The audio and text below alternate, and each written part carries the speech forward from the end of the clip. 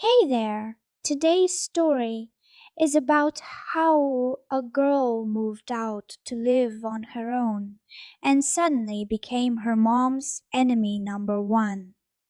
At first glance, it might seem like my mom is really attached to me and doesn't want to let go due to deep love, but it's not that simple. After I moved out, the flow of money in her apartment decreased, and household chores, on the contrary, increased. I'm 25 years old. I graduated from university a few years ago and have a stable job. We used to live a family of three: me, my mom, and my brother. The apartment has three rooms, and each of us had our own space, so we didn't interfere with each other. My mom always had a penchant for new relationships, and my brother and I have different fathers. A year ago, a new member, Vasya, joined our family. Coincidentally, my brother also started his own family, with a girl named Natasha.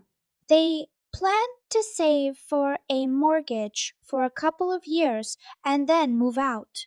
However, Natasha got pregnant and they stayed. Quarrels and constant territorial disputes began. At first, everyone tried to restrain themselves and conflicts were rare. But after the birth of the baby, conflicts became a daily occurrence. It feels like entering hell when I come home from work. Apart from the apartment we live in, I have another property. After my parents' divorce, my father maintained a relationship with me, communicated, provided money or small expenses in addition to child support. A couple of years ago, he passed away, leaving his apartment to me as the sole heir. Despite attempts by relatives from my father's side to challenge this decision, the court ruled in my favor. We started renting out this apartment as extra income. Recently, my tenants moved out, and the apartment has been vacant for a couple of months. I admit that the thought of moving out had crossed my mind after my brother's wedding, but now it became more serious.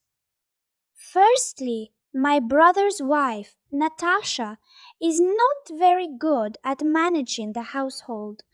Besides, she has no plans to go back to work after maternity leave. Yet, she happily hands me my nephew as soon as I step through the door. She doesn't care if I'm tired or have plans. I politely explained that I can't spend several hours every day with the child. I also had a conversation with my brother and her, but it was useless. Secondly, I started thinking about my personal life. I can't bring anyone to our apartment because it's either dirty or noisy. Sometimes conflicts coincide with the absence of cleaning. I'm even embarrassed to invite friends over for tea. Thirdly, I'm constantly asked for money. Not only do we share the income from renting my apartment, but I'm also required to contribute the same amount as each of the couples to the common fund. It's just too much. One fine day while going to work, I took spare clothes and toiletries with me. In the evening, I didn't return to the chaotic three-room apartment, but went to my own place. I haven't slept so well in a long time. A few days later, my mom called. She demanded that I report where I was and what I was doing. Mom, I'm tired of you. No peace for a minute. I made a decision. Now I will live separately in my own apartment. I want an independent life. There was a pause. Mom apparently didn't immediately realize which apartment I was talking about. What nonsense have you come up with, daughter? It's time to renovate the kitchen. We don't have enough money. Come back home. I've already arranged with the tenants for the apartment, and those who want to have a personal life arrange it. Your brother succeeded. But I didn't continue this senseless conversation. I endured for so many years. It's time to think about myself. In this situation, my brother supported me.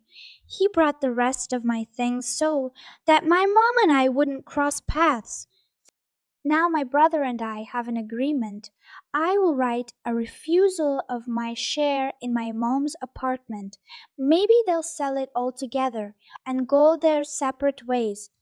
Meanwhile, I'll slowly renovate my own nest. Of course, my mom is offended by me. She even says that I betrayed our family. But where is the betrayal here? They found their second halves. And when do I get to focus on my personal life? The story of a woman having to kick her own son out of the house to prevent him from mistreating his wife. Nobody understands me. Recently, I kicked out the belongings of my insolent son and chose to live with my daughter in law. Relatives think I've lost my mind. However, I don't regret my decision at all. It's bitter only to realize that I couldn't break his rotten behavior earlier. The thing is, my late husband was quite a catch. Tall, broad-shouldered brunette with brown eyes and tan skin. His voice was deep and velvety, like a movie actor or TV host. However, he was overly enamored with his own reflection. He knew he looked good and used his appearance throughout his life. All his girlfriends envied me, and I was ashamed to admit to them that my beloved husband was cheating on me left and right. My mother in law said that good wives keep their husbands from straying. My mom advised me to endure, and I silently endured, and I silently endured, crying into my pillow at night. When our son Vanechka was born, my husband calmed down a bit, became more restrained. I hoped it was all over. But after a couple of years, it all started again. Drinking, partying, fights. At least it never escalated to physical violence. We always sorted things out behind closed doors. Our son never heard us arguing. But I never thought my child would grow up just like his father. My husband lived a bright but short life. First, his kidneys started failing, then his heart. It didn't take half a year, and I became a widow. Our son was still in school back then. I raised him alone. He kept good memories of his father, considering him a hero. I never told him the truth about what kind of person my husband really was. Time passed. Vanya grew up, becoming more and more like his dad. He became as tall, dark haired, and handsome. Girls literally fell at his feet. When he entered college, he brought home a new photo model every week. I tried to reason with my offspring, but he just waved it off. He knew he was handsome and was proud of it. I was surprised when one day Vanya brought home the slender and modest Ira. He confessed that she was expecting their child. The young couple decided to get married. At first, they lived quietly and peacefully. I was lucky with my daughter-in-law. While I was at work, she cleaned, cooked, and did the laundry. Ira never complained about her difficult situation. But my son was becoming more and more like a storm cloud. And when Ira gave birth to a girl, Vanya stopped considering his wife a human being. He dreamed of a son, and a daughter meant nothing to him. Quarrels and scandals began. I saw bruises on Ira's wrist a couple of times. but she claimed it was accidental. My son started staying late at work. He often came home drunk and, while not very loud, still argued with his young wife. One day he crossed the line. I came home from work an hour earlier and heard the clatter of dishes in the kitchen. My son was shouting so loudly that my ears rang. He accused Ira of having no background, no class, that she couldn't give him a son, and that she started resembling a hippopotamus. But Vanya wasn't just yelling. At the same time, he took his wife's and the little daughter's things out of the closet, stomped on them, and ordered his wife to get out. And Ira, holding the little girl in her arms, shuddered with sobs. She was very frightened and whispered something to her daughter's ear. That's when my patience snapped. I approached my son and slapped him, a slap so hard that my hand hurt for a couple of days. I practically dragged my son out of the kitchen into the hallway. Why do you behave like this in my house? Ira is your wife and the mother of your child. She's a human being after all. You come home drunk every night, and she waits for you, looking out the window with a delicious dinner and kind words. Ungrateful! Get out, or I'll call the police. If you don't know how to appreciate your happiness, look for it elsewhere. Before my son could come to his senses, he was already in the entrance with a suitcase. I returned to the kitchen, made chamomile tea for Ira, and she told me about all the charms of life with my son. It turns out he started cheating on her during pregnancy. He had the audacity to show photos of his mistresses and talk about how good it was with them. Oh, how he reminded me of my husband. A week after the scandal, my son came for his things. He tried to apologize, but he probably didn't realize his guilt. Ira and I didn't accept him. For 6 months now, we've been living together, me, Ira, and little Masha. The house has become quiet and calm. Well, let relatives not understand me.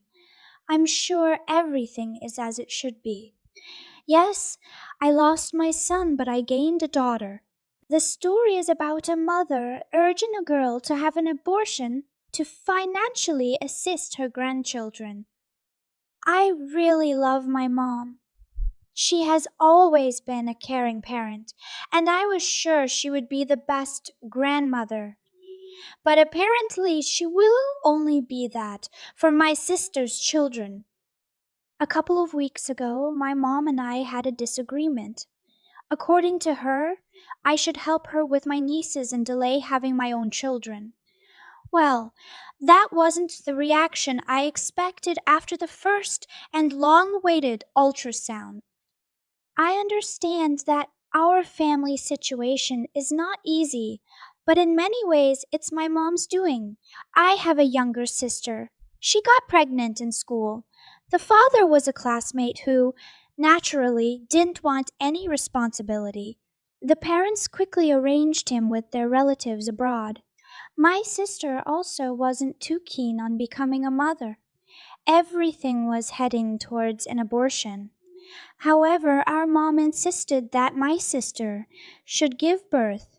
She was afraid her daughter would become infertile and suddenly became religious, constantly repeating that abortion is a sin. Besides, my mom believed that having children would make my sister wiser and more responsible. She was wrong. 9 months later, I became an aunt to charming twin girls. However, my sister's maternal instinct never kicked in. She continued her education, and the new grandma stayed at home on maternity leave. Well, my mom got what she fought for, as they say. At that time, two great grandmothers helped with the children. I graduated from university, was already working, and planning to get married. Overall, we lived modestly but well. I bought groceries, dresses, toys for my nieces. I enjoyed pampering these little girls. My mom was waiting for my sister to finish school so she could start working. Once the girls go to kindergarten, it'll get easier. Oh, how wrong my mom was. As soon as my sister finished school, she moved to Moscow. She wrote us a farewell letter. Don't look for me. These kids are a burden to me. It's what mom wanted. To become a grandmother. Well, now let her raise them herself. I hate this life. I hate this. After such a revelation, my mom was crushed. She hoped my sister would mature, change her mind, and take responsibility for the little ones. But why would she? Others have always made decisions for her. So, this time, she thought, why bother? And went off to build her personal life in the capital. The girls are now 5 years old. They are taken care of by their great grandmother. Luckily, she's a lively old lady. My mom went to work. I regularly help her with money. The nieces are growing up. Soon they'll go to school. As for my sister, we haven't heard anything about her. During this time, my boyfriend and I earned some money, saved up, and enjoyed our time together.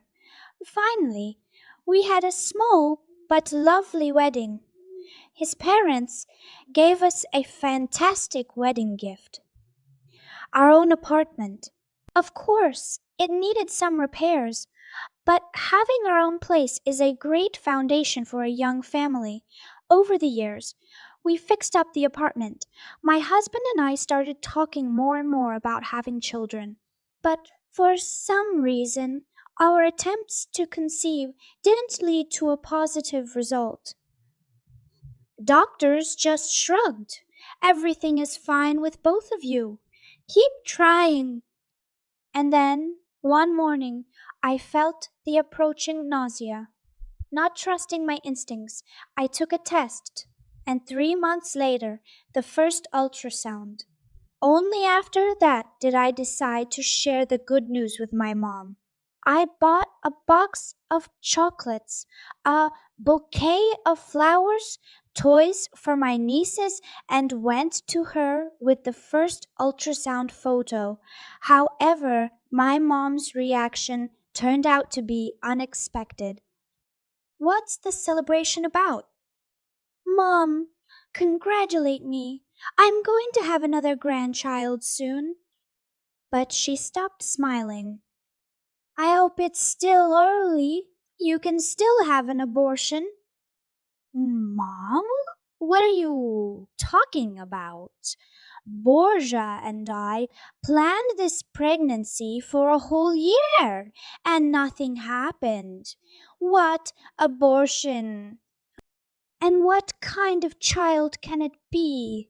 You'll be busy with your little one. You'll stop helping me. And what will my granddaughters eat? What will they wear? Don't be as selfish as your sister. It didn't make sense to continue the conversation in this tone. I rushed out onto the street and called my husband. He immediately came and took me home. The next day the phone rang. Mom. I picked up the phone thinking she'd decided to apologize. Yes, she apologized for being abrupt with me, but she still asked me to have an abortion. My husband was nearby at that time. He took the phone and went to another room. I don't know what he said to my mom, but she hasn't called or come over since. I'm very upset for myself and my future little one. Why did my mom decide she could control other people's lives? If she had allowed my sister to have an abortion, she would be rejoicing at the arrival of grandchildren now. For myself, I decided if my mom doesn't change her attitude, I won't even introduce her to my children. She already has 2 granddaughters. Apparently, that's enough.